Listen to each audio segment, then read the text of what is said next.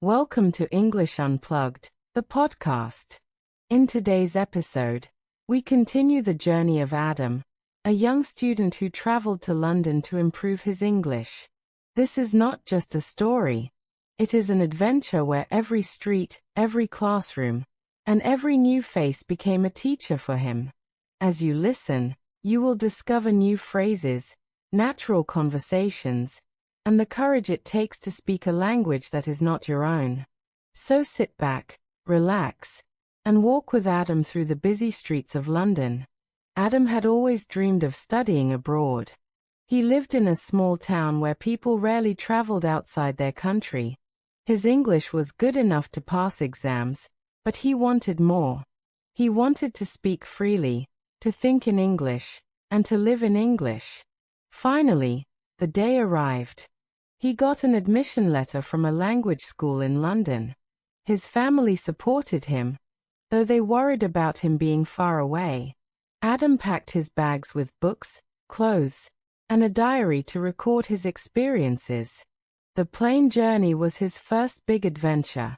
Sitting near the window, he watched clouds like floating mountains. The flight attendant asked him, "Would you like something to drink?" Adam replied softly, "Water, please." It was a small conversation, but it gave him confidence. When he landed in London, he felt excitement and fear at the same time. The airport was full of signs, announcements, and people speaking fast English. Sometimes he understood, sometimes he did not. He followed directions carefully and finally found his host family waiting. They welcomed him warmly. The host mother said, "Make yourself at home."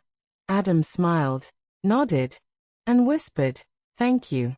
At dinner, he tasted food that was new to him. He listened more than he spoke.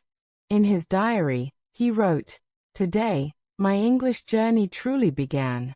On Monday morning, Adam went to his language school. The building was old but full of energy. Students from all over the world were there: China, Brazil, Turkey, France. Everyone had one common goal: learning English. The teacher, Mrs. Brown, greeted the class with a big smile. She said, "Good morning, everyone. Let's start by introducing ourselves." Adam's turn came. He stood up nervously and said, "Hello, my name is Adam. I come from a small town. I want to improve my English and make friends." The class clapped politely. His confidence grew. In the first lesson, they practiced simple conversations. "What's your name? Where are you from? What do you like?" Adam found it easier to understand than he expected. But speaking quickly was still difficult.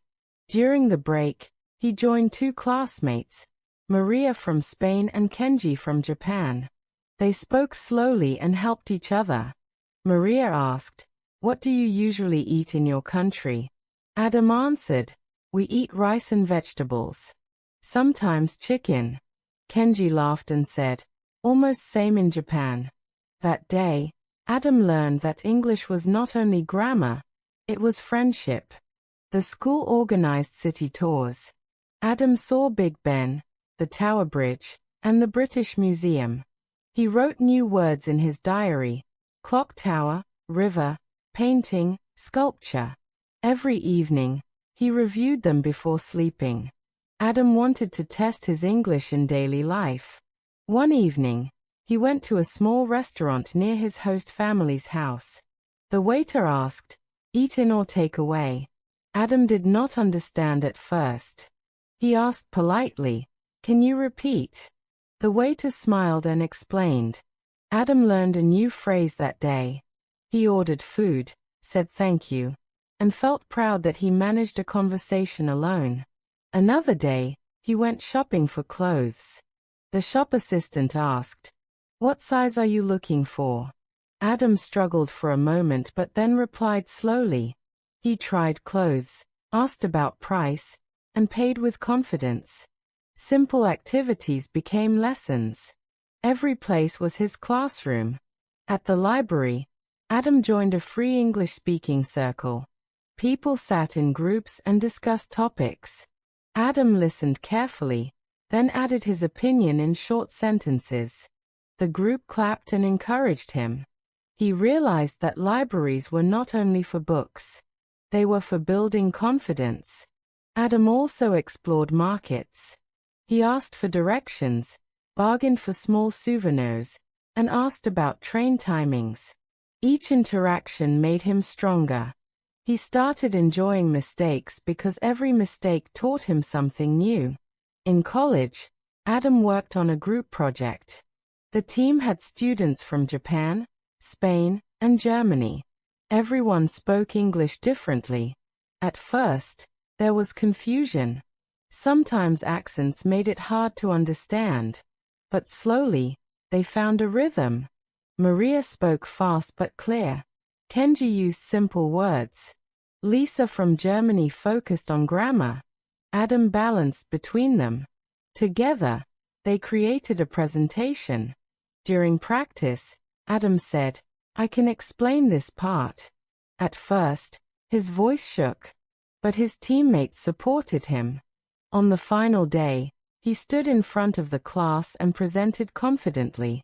The teacher praised their teamwork. Adam felt like he had crossed a big mountain. Outside class, his friends taught him slang. Instead of saying, "I am very tired," they said, "I am exhausted." Instead of saying, "That is very good," they said, "That's awesome." Adam loved learning these natural expressions. Cultural differences sometimes caused funny moments. Once, Adam invited his friends for dinner. He served food with his hands, as in his country it was normal. His friends were surprised but curious. He explained the tradition. They tried and laughed together.